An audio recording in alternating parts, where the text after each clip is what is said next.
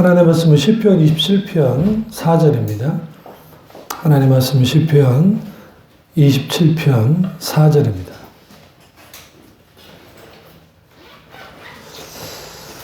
내가 여호와께 바라는 한 가지 일 그것을 구하리니 곧 내가 내 평생에 여호와의 집에 살면서 여호와의 아름다움을 바라보며 그의 성전에서 사모하는 그것이라. 아멘. 말씀 제목은 하루하루가 최고가 되는 삶이라는 제목으로 말씀 나누도록 하겠습니다. 하루하루가 최고가 되는 삶이라는 제목으로 말씀 나누도록 하겠습니다. 우리가 하루하루 살아가는 그것은 여러 삶의 모양이 있고 또 삶의 형태가 있습니다. 그래서 이제 어떤 사람은 정말 팍 터지게 생존을 위해서 일상 일의 현장에서 이렇게 일하면서 먹고 살기 위해서 사는 사람이 있고, 또 어떤 사람은 아주 경제적인 여유를 가지고 여행을 하면서 그렇게 살아가는 사람이 있고, 또 아니면 탑골공원이라든지 또 보라매 공원이라든지 나이 들어서 할 일 없으니까 바둑이나 두고 장기나 두고 그러면서 소일거리 하면서 그렇게 사는 삶이 있고, 또 어떤 사람은 권력을 가지려고 어떻게든 그렇게 사는 사람들. 대부분은 소시민들은 그냥 이렇게 저렇게 먹고 사는 평범한 삶을 그렇게 살기를 원하고 또 그렇게 살아가죠. 근데 문제는 뭐냐면 하나님은 우리에게 생애에 주신 삶의 이유가 뭘까요? 어떤 사람은 오래 사는 사람이 있고, 또 어떤 사람은 빨리 또 주님 품에 안기는 사람들이 있고, 각기 그 모습을 보면 어쨌든 이해가 안 될 때가 있죠. 과거에 아마 그 목사님이 살아계셨다고 한다면 한국교회가 좀 더 달라졌을 거라고 하는 그런 목사님이 계셨어요. 여러분은 누군지 모르니까 굳이 이름을 말하지는 않겠지만, 저도 참 귀한 목사님이라고 생각했는데, 그분이 아시아나 비행기 타고 오다가 비행기가 추락해서 돌아가셨습니다. 그래서 그런 걸 보면 이제 그 귀한 분이 왜 그렇게 가야만 했는가. 그래서 그 당시 제가 전도사실이었기 때문에 우리 전도사들끼리 논쟁이 붙었죠. 그래서 또 서로 간에 그 여러 가지 왜 그랬을까라고 하는 이 질문에 대한 그 해답이 쉽지가 않아요. 근데 이제 우리가 제가 이때까지 어렸을 때부터 신앙생활을 해왔고, 그리고 지금에 이르기까지 온 배경을 딱 들여다보면, 내가 믿는 하나님은, 처음에 내가 믿었던 하나님은 분강사식의 소위 오순절 계통의 은사주의 교회 안에서 자라난 사람입니다. 그래서 또 제가 자라났던 그 시대가 한국교회가 가장 강력한 부흥이 있었던 때고, 은사주의가 강력하게 일어났을 때고, 또 동시에 말씀운동이, 찬양운동이 일어났던 그 시기가 제가 자랐을 때 시기입니다. 다시 말하면 한국교회의 부흥의 강력한 부흥은 60년, 70년, 80년, 90년도까지 거의 이때까지 있을 때 나는 거의 정점에서 이제 어린 시절을 보내면서 하나님을 믿게 됐고, 그래서 여러 모습들을 봤죠. 그리고 신학생이 되고 난 다음에 은사주의자들의 그 마지막 그 뒤안길로 가는 그 모습들이 너무 이해가 되지 않았어요. 그러니까 그 어마어마한 치유 역사를 했던 현실의 원사님이라든지 기타 등등 어마어마한 분들이 마지막에 그게 좋지 않는 것들을 보면서 과연 이게 무엇인가, 이게 뭐가 잘못된 것인가 라는 궁금했고, 그래서 원래 순복음 신학을 했던 사람인데 순복음 교단의 목사가 되려다가 합동처 목사가 된 겁니다. 대학원 그걸 졸업을 하지 않고, 마지막 논문 쓰지 않고, 논문만 써도 됐었는데 논문 쓰지 않고 그냥 나와버렸습니다. 결단하고. 그렇게 된 배경은 뭐냐면 우리가 하나님을 믿는다 할 때에 많은 사람들이 하나님은 내가 기도하고 내가 믿는 대로 이렇게 하면 하나님이 역사해 주실 거야. 라고 저도 그랬으니까. 그 누구보다 강한 은사가 나타났던 사람 중에 하나고, 자신만만한 사람 중에 하나였죠. 그런 신앙생활 속에서 인격 되신 하나님을 깊이 만나오게 됐을 때, 그 하나님이 나를 향해서 뭘 원하실까? 그리고 하나님을 겸한 삶이란 무엇이며, 도대체 하나님을 믿는다는 게 무엇이며, 그 성경에서 말하는 하나님 어떤 하나님인가? 라고 할 때, 그 인격 되신 하나님 그분을 만나기 시작했어요. 그래서 제가 뭘 포기했냐면, 첫째, 숫자적인, 내가 인위적인 방법을 통해 숫자를 늘리진 않겠다. 그리고 또 인간적인 수단과 방법으로 목회하지 않는다.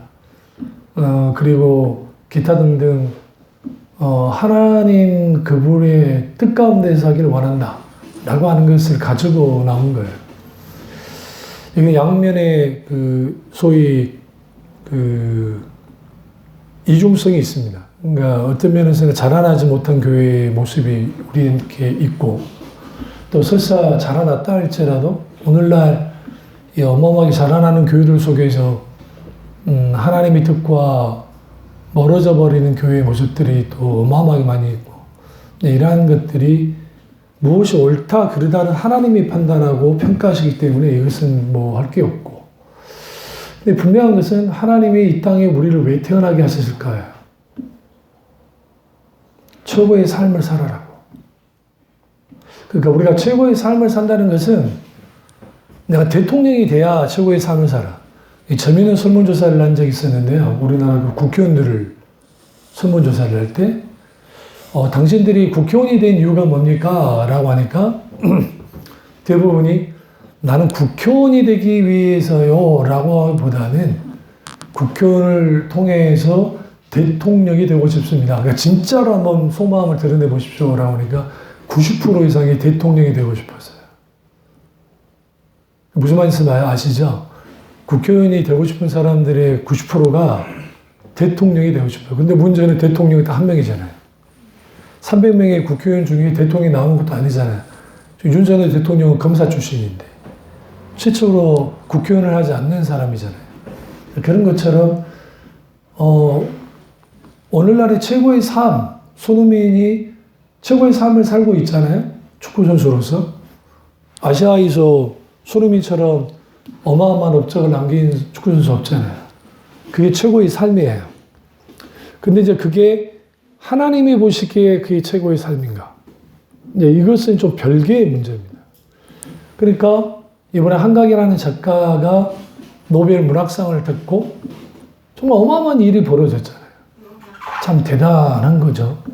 그러니까 그 노벨 문학상을 탔으니까 갑자기 팔리지 않았던 책이 100만 부가 팔리고. 그런데 재밌는 거 뭔지 아세요? 그 책을 사는 사람들이 읽을 것 같으세요? 물어볼게요. 아니에요. 소장하고 싶은 거예요. 소장 가치가 있잖아요. 적어도 우리 집에 한국 사람인데 노벨 문학상을 탄 사람이 책 한 권 있는 게 좋은 거예요. 세월이 지나가지고 이사를 해야 돼? 버릴까요? 안 버릴까요? 버려요. 이게 별로 갈 것 같으면, 이게 갈 것 같으면. 아니면 한정판으로 나와서 작가 사인이라든지 막 그렇게 있으면 간직하려고 할지는 모르지만. 그래서 우리는 여기에서 어떤 사람은 눈으로 볼 때에 최고의 최선의 삶을 산 것 같고 실제로 최고의 삶을 사는 것 듯 보여요. 그래서 세상은 철저하게 업적주의, 성과주의, 성공주의 그게 실제로 가치 있다고 생각해요. 근데 하나님은 참 놀랍게도 성경에 하나님의 인물들이 이제 게라슨 같은 하나님의 사람들이 성경에 나오죠. 근데 이름 없는 그리스도인들이 많이 나오는데 여러분 성경 로마서의 위대함이 어디 있냐면 로마서의 위대함은 로마서 이제 마지막 장 딱 가보면 갑자기 문안 인사를 하는데 여러분이 단 한 번도 들어보지 못한 사람들의 이름들이 나오기 시작해요. 가볼까요? 로마서.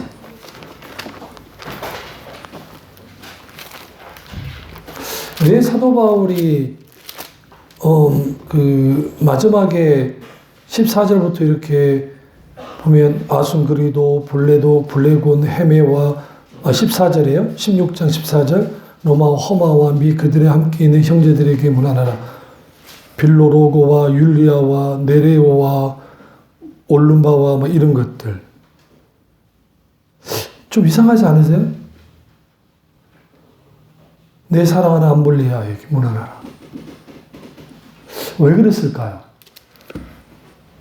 사실 하나님의 교회와 하나님의 사람들의 빛남은 사실 그 유명한 사도들, 사도 바울, 사도 베드로, 사도 요한, 뭐 그런 사도들은 빛이 날 수밖에 없죠. 그런데 이름 없는 다수의 그리스도인들, 그리고 실제로 그 고대 문서 중에 무명의 그리스도인들의 글들이 있어요. 근데 거기 보시면 특별히 청교도 시대, 그 이제 교부 시대도 그러지만 청교도 시대에 그 사람의 이름이 뭔지는 몰라요. 그런데 누군가 글을 썼어요. 그런데 그 당시에는 저자의 개념이 없기 때문에, 근데 그 글들을 보시면 오늘날의 신학 박사들이 했던 것보다 비교가 안 될 만큼 어마어마한 하나님과의 관계로부터 있는 글들이 나와요. 왜 그러느냐?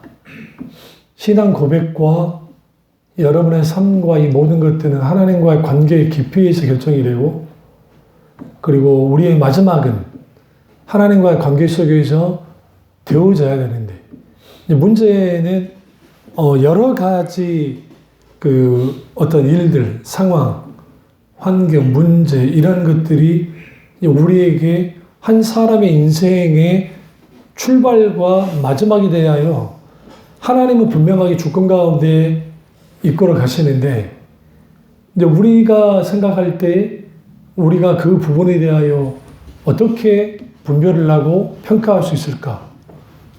불가능해요. 다만 이게 가능해요. 오늘 다윗이 하나님께 이 고백하는 고백처럼 내가 여호와께 바라는 한 가지 일, 그것을 구하는데 내 평생에, 내 하루하루, 순간순간 여호와의 집에 살면서 여호와의 아름다움을 보며 그의 성전에서 사모하는 그것이다. 결국은 우리의 하루하루가 최고가 되는 삶은 하나님의 아름다움을 보며 그분의 성전을 사모하는 것. 이때 성전은 지어지지 않은 때예요. 무슨 말인지 아시죠? 당연하죠. 성전은 누가 지었어요? 솔로몬이. 성전은 하나님이 계시는 좌소, 그러니까 하나님이 계시는 그곳. 그분이 계실 때에 그곳이 우리에게 뭐가 되어지냐면 내 인생의 최고의 삶, 최고의 날들이 되는 거예요. 하나님이 이 땅에 태어나게 한 것은 우리와 영원토록 교제를 나누고 이 땅에서도 교제를 나누고 영원한 하나님이 나라에서도 교제 나누기 원하는 거야. 예, 네, 사랑하면서. 응? 90이 넘게 사는다 할지라도 예수 믿기는 했는데 하나님과 이러한 그 최고의 교제를 나누지 않는 상태에서 그런 삶이라는 그냥 산 거예요. 이걸 김난조 목사님이 짐승의 삶과 다름이 없다라는 표현을 썼죠. 오늘날 그리스도인들 중에서도 짐승의 삶과 다름이 없는 삶을 산다는 거예요. 왜? 하나님과 관계없는 삶을 사는 사람들. 나의 태어남도, 나의 사는 것도, 나의 죽음도 하나님과 함께. 제가 어렸을 때 예수님을 믿고 난 다음에 가장 먼저 하나님이 내게 은혜 베풀어 주시고 하나님의 살아가심 믿고 난 다음에 가장 먼저 고백이 그거였어요. 하늘 가는 밝은 길이 내 앞에 있으니 찬양이잖아요. 하늘 가는 밝은 길이. 근데 그 찬양을 내가 부르면서 죽는 거였어요. 마지막이. 다시 말하면 하나님께 신앙 고백하고. 그 이유는 뭐냐면 시작과 끝이 하나님께. 그게 멋진 거예요. 멋진 거예요. 밖에 딱 나가보시면 사람들은 별일 없듯이 살아가요. 팀 켈러 목사님이 위대한 게 뭐냐면, 그분이 소천하셨지만, 근데 팀 켈러 목사님의 위대함은 그분이 이제 아주 힘든 상황에 있을 때 그 고백이든 또 그분이 쓰셨던 글들을 보시면 결국은 여러 가지 그 감당하기 힘든 여러 가지 문제, 고통, 힘듦, 아픔 있다는 거예요. 근데 왜 그것을 하나님 허용하셨을까? 왜? 야, 니네들 개고생을 하고? 아니에요. 인간은 본시 그런 게 없으면 하나님을 찾질 않아요. 일단은. 하나님의 존재에 대해서 깊이 생각지 않아요. 반대의 경우도 있어요. 그런 일이 벌어지면 믿음이 있었던 사람이 믿음을 잃어버리기도 해요. 그런 사람들이 많아요. 생각보다 많아요. 그 대표적인 게 C.S. 루이스예요. 어머니를 잃고 신앙을 잃어버렸어요. 그러다가 그가 인격체신 하나님을 만나고 주께로 돌아왔죠. 그러고 난 다음에 그 이유에 대해서 알기 시작했어요. 물었어요. 그러니까 잠잠히 깊이 생각해 볼 필요가 있어요. 그러니까 우리의 삶은 생존이 아니에요. 우리는 이미 영원한 생명을 누리고 있는 사람들이에요. 그러니까 왜냐하면 예수 믿고 구원을 받았다 한다면 우리 속에 영원한 생명이 있고 그 영원한 생명을 간직하면서 주님 안에서 살아가는 것이다. 그리고 일상의 삶을 살아갈 때 그 삶이 하나님 보시기에 아름다웠다면, 하나님 보시기에 귀 있다고 한다면 그만큼 소중한 게 없어요. 때때로는 연예인들이 럭셔리한 삶, 멋진 삶에 대해서 방송에서 보여줍니다. 그리고 오늘날 SNS 열풍 좀 이상하지 않으세요? 왜 저들은 자기들의 삶을 저렇게 사진을 찍어내면서 나는 이렇게 살아, 저렇게 살아, 나는 이렇게 살고 있어, 난 럭셔리한 것 같지 않아? 니네들도 이렇게 살아봐. 그럼 사람들이 우르르 몰려가가지고 너무 예뻐요, 너무 저런 집에서 살고 싶다, 이러면 좋은 것 같아요. 왜 그렇다고 생각하세요? 세상이 가리키는 거예요. 너희의 상황과 환경과 이러한 것들이 너희에게 행복을 줄 수 있어. 이게 정말 가치 있는 거야. 그런 삶을 살도록 돈도 벌어. 그런 삶을 살 수 있도록 성공을 추구해 나가봐. 그런데 성경은 놀랍게도 욥기서에서 욥은 부자였잖아요.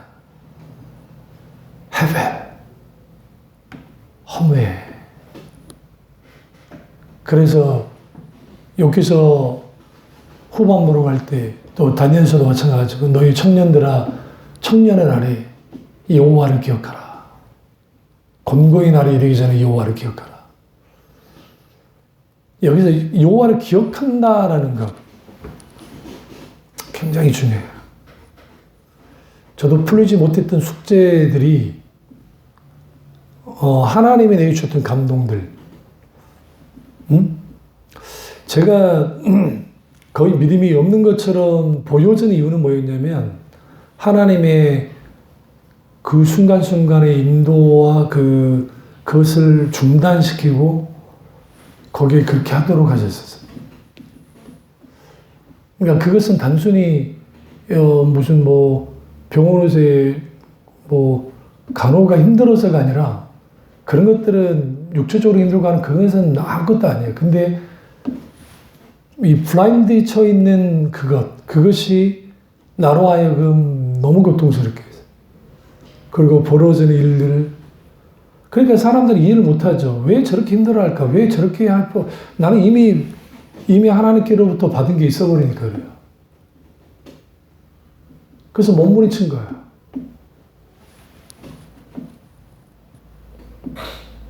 근데 그 부분을 모르면 소위 그 은사주의자들은 그 사람 이 환경 상황은 다 가짜고 하나님이 무조건 하시니까 하나님이 역사하십니다. 그걸 믿고 기도하면서 가자고. 저희 다 그런 사람들. 근데 하나님이 내게 주셨던 감동, 하루하루가 최고가 되게 해라.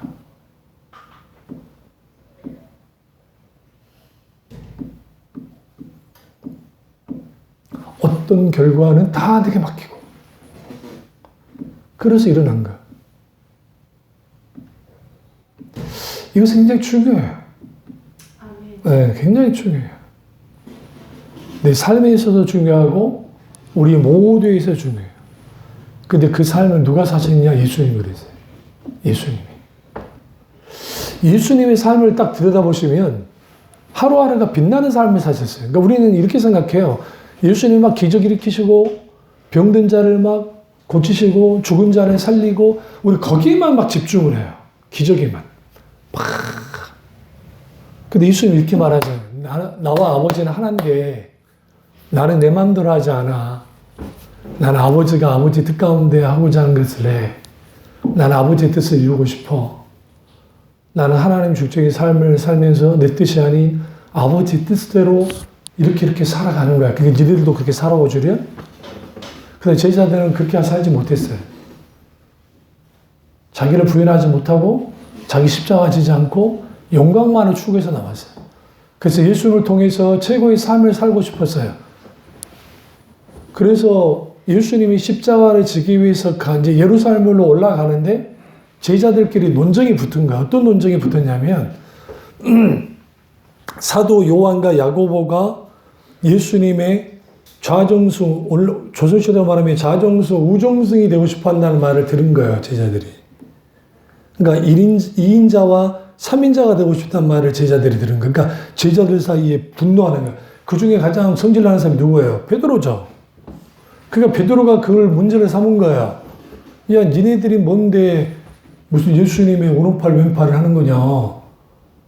그거 두고 볼 수 없다.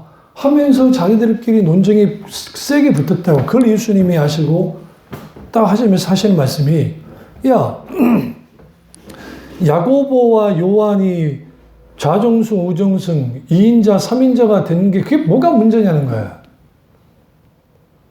중요한 거는 뭐냐면 너희들이 최고의 자리에 높고자 하는 그 자체가 문제라는 거예요. 낮아야 된 자가 높아질 거다. 예수님이 낮은 자리에 계셨거든요. 계속. 낮은 자리에, 낮은 자리에, 낮은 자리에, 낮은 자리에. 그 낮은 자리에서 주님의 의중과 뜻을 묻고 그 뜻 안에서 하루하루의 삶을 살아가는 것. 그게 최고의 삶이에요. 다윗의 고백 중에 위대함이 뭐냐면 단 한 번도 다윗은 왕궁에서 그러니까 그 어마어마한 다윗성에서 하나님께 하나님 보십시오. 나는 어마어마한 이런 업적을 남겨서 하나님 너무너무 감사하고 보소서 내가 이룬 일들을 이 어마어마함이 있음이라는 고백에 하나도 없어요. 다윗 시편을 보시면. 시편에 3분의 2가 다윗이 썼는데 불구하고. 이 다윗의 시편 27편은 다윗의 그 노년기에 쓴 겁니다. 후반기. 주님 내가 뭐 하는지 아세요? 저는 왕자에 앉아있는 게 중요하지 않아요. 나는 주님의 집에 거하면서 살면서 여호와의 아름다움을 보며 그의 성전에서 사모하는 그게 나가 좋습니다. 그게 나의 최고의 삶입니다. 바울도 마찬가지죠. 바울도 내가 날마다 죽노라 하면서 내가 그리스도를 따르는 그것은 결국은 그분이 단순히 위대하기 때문에 그분이 어마어마한 기적을 일으켰기 때문에 아니에요. 로마서라든지 서신서를 보시면 철저하게 그리스도의 고난, 십자가의 죽음, 어떻게 그 놀라운 사랑으로 나를 이렇게 건드시는가. 그리고 나는 그 삶을 살아간다. 왜? 그것이 하루하루가 최고가 되는 삶이기 때문에. 그 삶이 오늘 우리를 우리 되게 해요. 인생이 주기표대로 어느 집에서 태어나요? 우리는 우리 의지와 상관없이 어떤 집에서 태어납니다. 그리고 자라나죠. 공부를 잘할 수도 있고 못할 수도 있고 그러잖아요. 그런 상황이 되어지고 그리고 뭐 대학을 나올 수도 있고 대학을 나오지 못할 수도 있고 그러죠. 직장도 뭐 소위 세상 말하는 돈 많이 주는 직장, 아닌 직장 하기도 합니다. 뭐 이제 군대를 갔다 오고 결혼을 하고 뭐 그런 거는 2차적이게 보이고, 그 다음에 거기에 자식을 낳든, 결혼해서 자식을 낳든 안 낳든 그렇게 하면서 인생 주기표대로 쭉 살아가요. 근데 왜 시편에 인생이 70이고 강간하면 80이라는 표현을 썼냐면, 그 한정적인 인간의 삶 속에서 너희가 어떻게 살 건지를 결정하라는 거예요. 김기성 목사님이 김기성 목사님, 청파교회 김기성 목사님 분이 계세요. 근데 그분이 뭐라고 하시냐면 참 동감이 있는데, 왜 하나님은 우리에게 죽음을 허락하셨을까? 왜 우리에게 한계를 줘줬을까? 그게 단순히 심판이었을까? 그러니까 그것을 심판이라고만 보면 너무 잔인한 거예요, 하나님이. 선악과 하나 따먹었다고. 솔직히 막말로. 선악과 하나 따먹었다고 너네들 다 죽어야 돼. 거기는 이제 태어나자마자 죽는 애들부터 시작해서 전쟁 때문에 죽는 사람들 여러 가지 막 있잖아요, 어쨌든. 근데 왜 그랬을까? 더 놀라운 건 뭔지 아세요? 그런 인간들을 천사들이 사모하는, 그 인간들을 부러워하는 거 아십니까? 천사는 영원한 존재예요. 피조물로서 영원한 존재예요. 하나님처럼 영원하다는 게 아니라 피조물로서 영원한 존재예요. 인간도 인간의 영혼은 영원해요. 우리 영혼은 영원하다고요. 육신은 한계가 있지만 주님 이제 제 이름 하시면 부활하면 이제 달라지니까. 그런데 왜 한계를 허용하셨을까? 벌 주려고?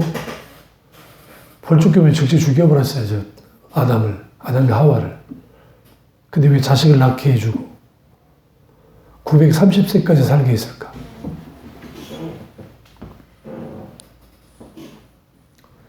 인간이 한계를 알게 될 때 비로소 하나님을 인식해요. 존재적으로. 그리고 그분을 찾게 돼 있어요. 그리고 그분 안에서 내가 그분이 없으면 살 수 없는 존재라는 것을 인정하게 되죠. 그러나 인간은 그렇지 않아요. 왜? 영원히 살 것처럼 살거든요. 저도 그렇고. 만약에 우리가 그런 게 없었다고 한다면 사람들은 숨 막혀서 못 살았을 거예요.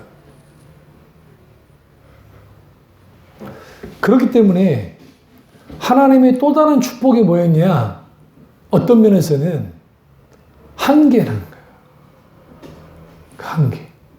그 한계를 아는 사람들이 하나님을 찾습니다. 그러나 그것을 철학자들 중에 뭐 야스포스라든지 뭐 한계 상황에 대해서 인식했던 실존주의자들은 그게 극복이 안 되니까 자기들이 자기 결정권을 갖는다고 하면서 이제 이상한 짓들을 하기도 했지만, 그러나 톨스토이라든지 그 다음에 파스칼이라든지 키르케고르라든지 이런 사람들은 그 한계 속에서 하나님을 발견했어요. 그러면서 인간은 기본적으로 그 죽음에 이르는 병에 걸려 있는데, 그 죽음에 이르는 병이라는 것은 심각한 그런 병을 말하는 것이 아니라 고독이에요, 고독. 고독. 왜 키르케고르가 고독에 대해서 말했냐면, 고독은 고립을 뜻하기 때문에 그래요. 어떤 고립? 하나님으로부터 고립된 인간은 필연적으로 죽음에 이르는 병에 걸려 있는 거예요. 그게 고독이다. 근데 그 고독을 극복할 수 있는 길이 있는데, 그게 뭐냐? 철저하게 키르케고르가 어디를 향하게 하냐면 예수 그리스도의 십자가의 죽음을 향해 달려가요. 거기에서 주님을 만날 때 죽음에 이르는 병인 고독이 치유되고, 그리고 하루하루의 삶을 주님 은혜 안에서 최고의 삶으로서 살아가는 거예요. 우리는 고민이 많습니다. 하루하루에 고민이 많죠. 뭘 먹고 살까? 무엇을 하면서 살까? 무엇을 먹어야 되며 무엇을 하며 살아야 되는 것인가? 그러나 나의 한계에 대해서 알게 될 때에 그런 것들이 하찮은 것이라는 걸 알게 돼요. 그래서 1세기 당시 문서들을 보시면 1세기 당시는 그 당시 자체가 죽음이 흔한 시대예요. 다시 말씀드릴까요? 20세기 초까지도 죽음이 흔한 시대에 살았어요. 그럼. 우리가 착각을 하는 거예요. 우리나라가 급성장하면서 나라가 이렇게 성장을 했기 때문에 의료시설도 이게 하니까 우리는 그런 거지. 제 3세기만 가도 지금은 흔해요. 그게 지금 거기도. 그러니까 그 흔한데 그 흔한 것을 이제는 오늘날의 한국 교인들이 저를 비롯해서 많은 사람들이 무뎌져요. 보지 못하기 때문에. 그리고 현대 문명이 그것을 블라인드를 쳐요. 철저하게. 국가가 사회 시스템이 사회 복지라는 명목하에서 이걸 다 블라인드를 쳐줘요. 그래서 사람들이 그것에 대해서 민감하게 반응하지 않아요. 그러니 당연히 타인의 죽음에 대해서도 아주 좋게 말하면 객관적으로 보지만 나쁘게 말하면 무관심해요. 무슨 말인지 아시죠? 그리고 그 직종에 있는 사람들도 똑같아요. 기계적으로 다가와요. 그게 내 가족이고 누가 되어졌을 때는 달라요. 이 무게는 더 달라지겠죠. 근데 가장 취약한 게 뭐냐면 이런 언뜻 보면 정말 강한 것 같고 언뜻 보면 이 사람들이 그걸 잘 할 것 같은데 마지막 그들이 자기들의 것이 됐을 때에 무력하게 짝이 없어요. 힘발휘를 못해요. 숨겨져 있을 뿐이에요. 누구도 진실을 말해주지 않아요. 그래서 오마시아리아 그 긍정의 배신한 책을 썼던 그 한때 그리스도인이었다가 세상에 나가신 분이 이제 그분이 글을 쓸 때 그것에 대해서 정확하게 찝어준 거예요. 왜 그랬을까? 결국은 하루는 하나님이 우리에게 허용하신 것이고 우리는 그 하루 밖에를 나갈 수가 없어요. 다시 말하면 과거는 이 순간 찰나에 과거가 돼버리고 내일은 우리에게 주어진 게 아니에요. 우리는 너무나도 많은 부분에서 내일이 내게 주어졌다고 생각해요. 그래서 계획을 많이 세워요. 1년 계획, 10년 계획, 20년 계획, 30년 계획 세우지 말라는 건 아닙니다. 그러나 우리에게 허용된 것은 지금 이 순간이에요. 지금 당장 우리가 나가서 어떤 일이 벌어질지 모르고 어떤 상황이 우리에게 있을지도 모르고 그럼 우리는 여기에서 분명하게 알아야 될 게 있죠.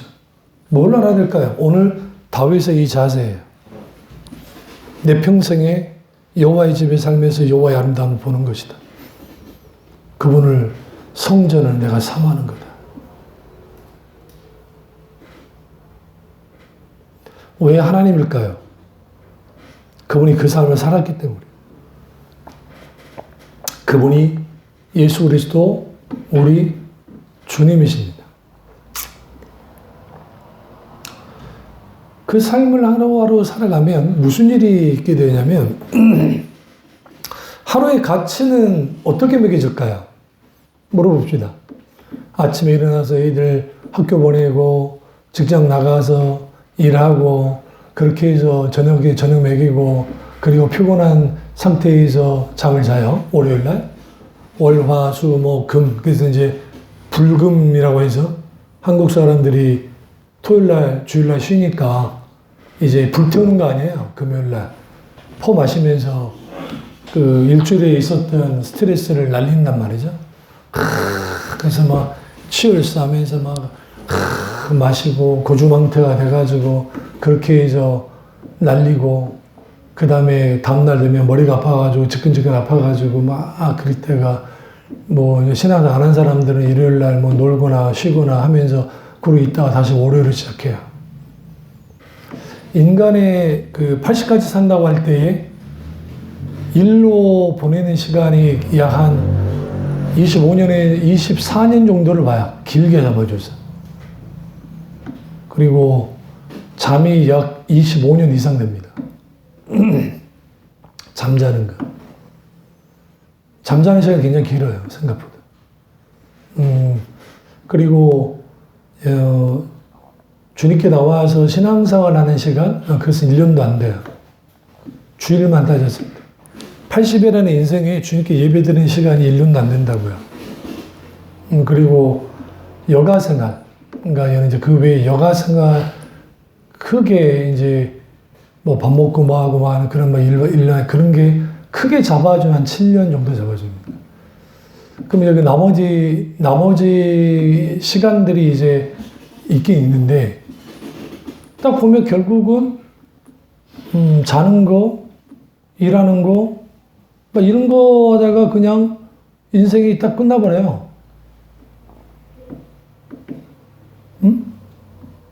TV에서는 막 집 사고, 그러니까 이제 연예인들이 가장 먼저 하는 게 막 좋은 차 사고, 좋은 아파트 사고, 막 그래서 그런 데서 누리면서, 그 방송이 그러다 보니까 안 되겠구나. 그러니까 이제 전원을 보여주면서 전원에 만끽하면서 살아라고 하죠. 여러분, 전원에 나가면 더 노동을 많이 하게 돼요. 할 일이 너무 많아요. 집 관리부터 시작해서 잡초 제거하는 거, 여러 가지, 어쨌든. 그래도 안 되겠으니까 해외를 보여주는 거야. 옛날에 나영석 PD가 윤식당인가 뭔가 그런 걸 보여주면서 해외 스페인을 보여준 적이 있는데, 너무 아름답죠? 사람들이 거기에 살면 좋을 것 같아. 지중해 바다의 일렁임. 너무 멋지잖아요. 나도 노년을 거기서 보내야지. 근데 재밌는 거는, 거기는 변변한 병원이 없어요. 차 타고 2시간, 3시간 나가야 돼요. 우리는 관광지로서 보여주는 것들, 산토리니, 그리스 산토리니, 우리 푸카르스비트 선전에 나왔던 라라라라라인데 너무 멋있죠. 관광으로서는 좋아요. 삶을 살아보세요. 맨날 올라다녀야 돼. 언덕을 살려면. 나이 들면 우리 관절 나가요. 거기는. 살기 힘든 곳이에요. 세상에 보여주는 그림이라는 게 그거예요. 제가 아는 그 분들 중에 이제 아주 부자로 살다가 하신 분들 계시는데, 한때 그 부자로 살 때 뭐 아파트 100평 이상 살고 주위에 사는 사람은 평창동에 어마어마한 거기 친구들 같이 살았던 분들 말 들어보면 나한테 했던 말이 있어요. 목사님, 사는 거 똑같아요. 무슨 말이세요? 거기에 뭐 가사 도우미도 다 해주잖아요. 다 그래요. 그런데 그래서 이제 이 아줌마들이 할 얘기가 없으니까 놀러 다니고 돈 많으니까 차 끌고 나가서 그 남자들 술 따라주는 데 가서 뭐 거기서 뭐 즐기기도 하고 또 뭐 별수 다 한다는 거야. 근데 그것도 안 채워진다는 거야. 어떻게 사는 줄 아세요? 수면제를 안 먹으면 살 수가 없어요. 잠을 못 자요, 잠을. 술을 안 마시면 잘 수가 없어요. 가족과 뭐 남편과 관계는 뭐 이미 끝난 지 옛날이고, 돈 때문에 묶여있는. 다 그렇지는 않겠지만, 생각보다 그런 사람들이 굉장히 많아요. 그리고 그렇게 인생을 살아가요. 그러니까, 그렇다고 한다면, 그리스도인들의 삶은 좀 달라야 되겠는데, 똑같다는 게 문제입니다. 먹고 사는데 집중하다가 주님과 함께 먹고 살아야 되는데, 주님과 함께하는 삶을 살아야 되는데 그렇지 못하네. 그래서 대도시에 사는 사람들의 불행함이 뭐냐면, 첫째, 하늘을 쳐다보지 못한다. 그러니까 하늘을 보지 못한다. 왜? 고층 빌딩에 가려져서. 하늘을 보며 살지 않는다. 다른 하나, 땅을 바라보며 살지 못한다. 왜? 콘크리트로 덮여져 있으니까. 그러니까 아줌마들이, 할아버지들이 단체 건강 갈 때 주로 가는 곳이 어디예요? 경치 좋은 곳을 많이 가지. 막 유적지 막 보러 다니지 않아요. 다리 아파 죽겠네. 뭐 그걸 왜 봐. 그냥 근데 가서 그렇게 왜? 그때부터 자연이 좋아지는 거예요. 특별히 나이 든 아줌마들의 꽃이 그렇게 좋은 거야.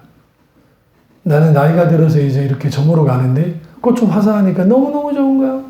그냥 꽃 앞에서 사진을 찍는 거지. 이제 그러면서 사는 거야.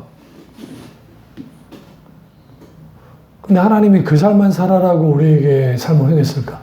그 삶이 의미 없다는 게 아닙니다. 그거 참 좋은 건데. 하나님이 기억하는 삶, 하나님이 원하는 삶, 그래서 결국은 하나님과 함께하는 삶이고. 이 말씀하고 끝내겠습니다. 에녹이 하나님과 300년 동안 동행했을 때, 에타하라크, 주님과 발맞춰 걷는 삶을 살았을 때, 여러분 어땠을 것 같으세요? 육섭에서의 주님께로부터 분을 받고 300년을 동행을 했어요. 심심하지 않았을까요? 여러분 생각처럼 너무 진지했을까요? 이 말씀 드릴게요. 여러분 하나님과 300년 동안 동행할 줄 몰랐어요. 이게 굉장히 중요해요. 처음에 주님이 딱 다가와가지고 에녹아 너 나랑 300년 동안 동행해야 돼. 허? 300년이나요? 이러시면 안 되시지. 하루에 순간순간 에타할라크 주님과 발맞춰 걸었어요. 걸었더니 300년이 지난 거예요. 근데 하나님이 300년이 지난 에녹을 어떻게 합니까? 죽음을 보지 않고 둘러 올려버려요. 왜 그랬다 생각하세요? 성경에 엘리야와 에녹만 죽음을 보지 않고 둘림 받았는데 이것은 하나님의 마지막 구속사를 위한 계획 때문에 그런 거였습니다. 그래서 에녹은 그냥 있던 건 아니고 그 시대에 하나님의 계시를 받고 종말에 대한 계시로 선지자로서의 사역을 감당하면서 살았던 사람이에요. 근데 그는 최고의 삶을 살았고 하루하루 하나님과 산책하듯이 살았습니다. 저희도 마찬가지입니다. 하루하루 최고가 되는 삶은 하나님과 산책하는 삶이고 속상해도 힘들어도 고통스러워도 병이 들었어도 아니면 여러 가지 이루어졌어도 순간순간 에타할라크 주님과 산책하는 삶을 살아가기 시작할 때 세상 사람들이 보는 눈에 다른 사람이 볼 때는 그것이 비참하고 고통스럽게 느껴질지 모르지만 가장 아름답고 가장 귀하고 가장 소중한 삶이 될 수 있습니다. 그것이 어디서 결정된다? 하루입니다. 하루. 하루하루가 최고여야 되는 삶을 사는 저와 여러분 되시기를 주님으로 축원합니다. 기도하겠습니다. 기도하실 때 오늘 이 말씀이 나의 말씀이자